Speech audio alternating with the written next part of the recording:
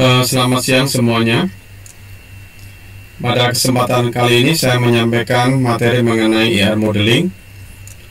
Nah, penyampaian materi mengenai IR modeling ini mungkin membutuhkan waktu yang lama, sehingga di dalam penyampaiannya perlu dipecah-pecah dalam beberapa video dan perlu ada beberapa kali jeda. Selain itu juga dalam penyampaian materi ini mungkin juga perlu dipecah-pecah juga karena untuk mempermudah upload ya, untuk mempermudah upload di YouTube dan sebagainya. Nah, penyampaian materi mengenai IR modeling ini seharusnya disampaikan pada beberapa minggu sebelumnya, namun baru disampaikan sekarang karena saya harus menyampaikan materi-materi yang lain, seperti misalnya materi mengenai normalisasi yang akan digunakan untuk landasan Anda agar Anda dapat menyelesaikan proyek akhir dengan baik. Selain itu juga saya juga membahas mengenai relational algebra dan juga SQL ya sebelum ini. Ya, sekarang saya membahas mengenai IR modeling. Pembahasan mengenai IR modeling itu diawali dengan pembahasan mengenai entity. Konsep entity adalah orang atau tempat atau sesuatu atau peristiwa mengenai data yang akan dikumpulkan dan disimpan. Entity menggambarkan tipe tertentu pada dunia nyata, di mana entity ini merupakan sesuatu yang dapat dibedakan, yaitu bahwa masing-masing kejadian entity itu bersifat unik dan berbeda. Contohnya pada entity customer ini memiliki kejadian customer yang dapat dibedakan. Entity customer memiliki banyak kejadian customer yang dapat dibedakan. Contohnya customer John Smith, customer Tom Strickland misalnya. Entity itu biasanya mengacu pada sekumpulan entity atau himpunan entity dan bukan kejadian entity tunggal. Suatu entity pada entity relationship modeling itu berhubungan dengan tabel, tidak berhubungan dengan baris pada relational environment. Nah, untuk memodelkan entity relationship ini ada beberapa notasi yang dapat digunakan, misalnya chain notation, crossfoot notation, dan UML notation. Pada kesempatan kali ini saya akan membahas pemodelan IR ya menggunakan crossfoot notation saja. Nah, pada penggambaran entity pada notasi crossfoot ya, atau pada crossfoot notation, entity itu digambarkan dalam bentuk rectangle yang berisi nama entity. Jadi pada crossfoot notation, entity itu diwakili atau digambarkan dalam bentuk rectangle yang berisi nama entity. Nama entity itu berupa kata benda dan biasanya ditulis dalam bentuk huruf kapital. Nah, jadi seperti ini, customer ini merupakan contoh entity. Nah, kemudian dari bab 2 juga disebutkan bahwa atribut itu adalah karakteristik atau sifat-sifat entity. Contohnya entity customer itu dapat digambarkan sebagai atribut atau entity customer ini dapat digambarkan oleh atribut-atribut, atau customer entity itu memiliki atribut atau memiliki sifat-sifat atau memiliki karakteristik yang menggambarkannya, yaitu berupa customer last name, customer first name, customer phone number, customer address, dan customer credit limit. Atribut itu ekuivalen dengan field pada file system. Nah, seperti yang sudah dibahas tadi, saya tidak membahas notasi selain crossfoot. Nah, pada crossfoot notation, atribut itu dituliskan dalam attribute box di bawah entity rectangle itu ya. Jadi kita bisa melihat pada gambar 41 di sini. Student ini adalah entity dan student last name, student first name, student initial ini adalah atribut. Termasuk student email, student phone ya. Nah, pada beberapa pembahasan berikutnya kita akan membahas mengenai jenis-jenis atribut.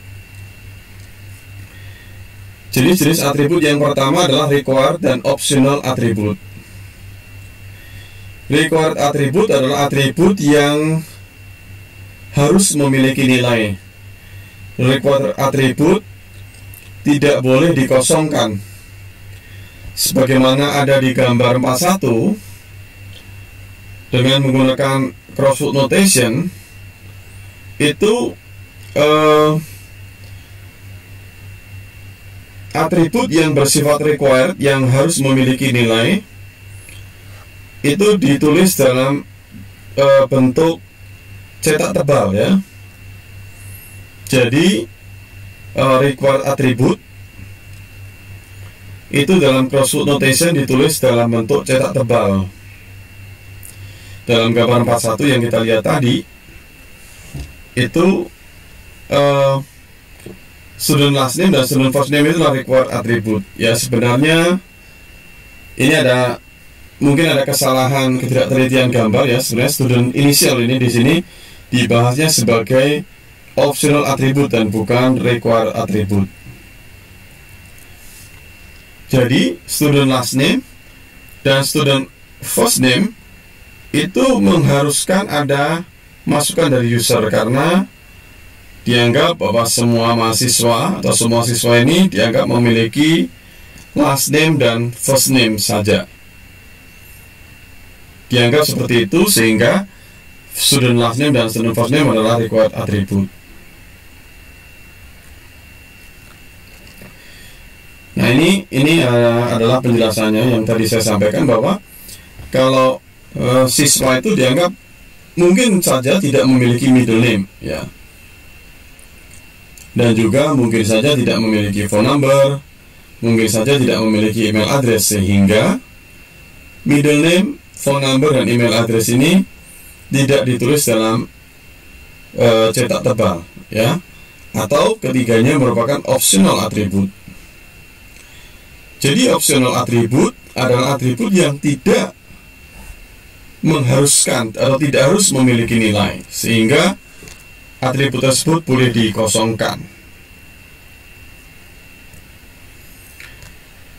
Pembahasan berikutnya adalah mengenai domain ya, bahwa atribut itu memiliki domain.